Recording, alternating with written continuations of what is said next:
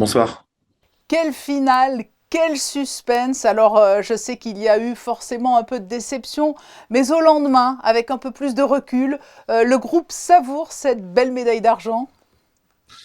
Oui, il y a tout le groupe qui savoure cette belle médaille. C'est vrai que bon, ce qui s'est passé hier, c'était quand même un scénario exceptionnel. Il y a eu beaucoup de déceptions suite à ce tir un peu, à ce très gros tir de Worcy de Jong qui nous fait gagner cette médaille d'argent. Mais après, en voyant tout le public, tout l'environnement autour de cette équipe de France 3-3, être content, avoir pu apporter du bonheur et voir les joueurs contents, et ben, ça aide un peu à digérer un peu cette déception. Oui, parce qu'on dit que les émotions sont décuplées dans le basket 3-3. On en a eu l'illustration hier soir, hein. C'est exactement ça. Les émotions, elles sont multipliées par trois quand on est joueur, quand on est supporter, quand on est dans le staff. J'en ai fait l'expérience quand j'étais joueur, notamment en équipe de France. Et c'est vrai que oui, c'est quelque chose d'assez incroyable et il faut le vivre sur le terrain. Et quand j'étais sur le terrain, je m'en apercevais pas qu'il y avait autant d'émotions qui pouvaient être transmises quand on était voilà, dans les tribunes. Et donc, c'est même encore pire dans les tribunes parce qu'on n'a pas la main sur le ballon, on peut pas parler aux coéquipiers, on peut pas parler à nos joueurs. Mais bon, voilà. Mais c'est oui, les émotions, elles sont décuplées. Et puis c'est une toute jeune discipline olympique, hein, puisqu'elle est apparue pour la première fois à Tokyo. C'est d'autant plus remarquable aujourd'hui d'être vice-champion olympique.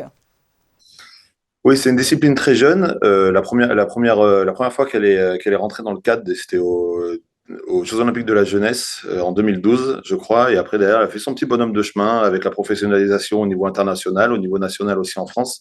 Et ils sont sur cette deuxième Olympiade. Mais vraiment, on a vu la puissance que ça pouvait emmener, ça pouvait engendrer avec un public, avec un vrai environnement, parce que la première Olympiade, c'était à Tokyo, c'était sous Covid, donc il n'y avait pas de spectateurs. Mais là, c'était vraiment, c'était bouillant. C'était bouillant. On était vraiment dans un volcan et le public était prêt à s'enflammer, voilà, à la moindre action. Cette médaille d'argent, elle va certainement contribuer à médiatiser un peu plus encore le 3-3. C'est votre ambition, hein, au quotidien. Oui, c'est notre ambition depuis le début.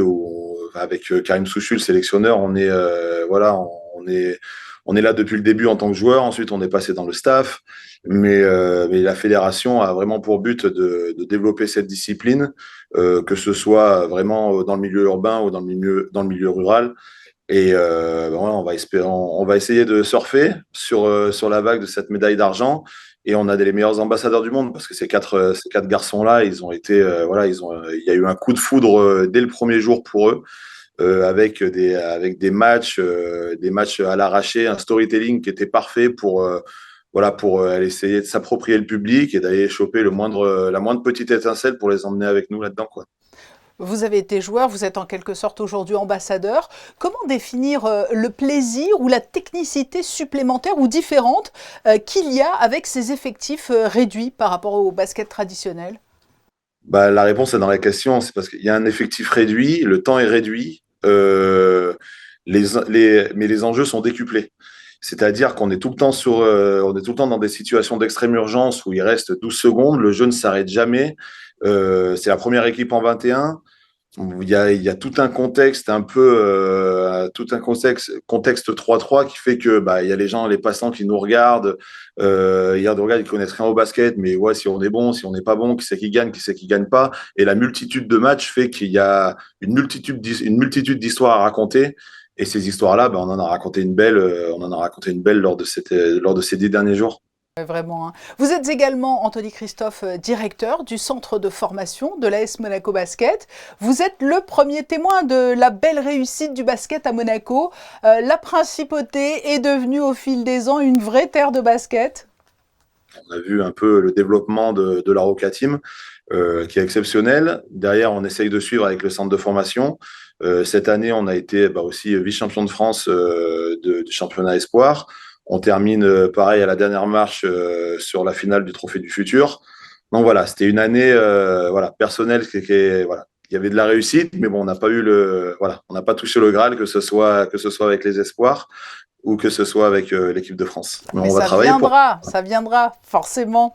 Un dernier mot pour évoquer aussi le parcours de l'équipe de France de basket au JO. Alors, je précise que cet entretien a été enregistré avant le quart de finale face au Canada. Vous en avez pensé quoi du visage qu'a montré l'équipe de France de basket?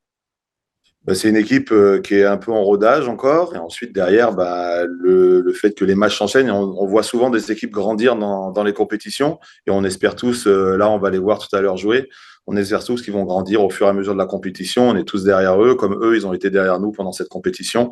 Et donc voilà, et on leur enverra plein d'ondes positives en tout cas. Oui, c'est un bel esprit qui vous anime tous. Merci Anthony Christophe d'avoir répondu à nos questions au lendemain de cette finale épique pour l'équipe de France de basket 3-3. Merci beaucoup.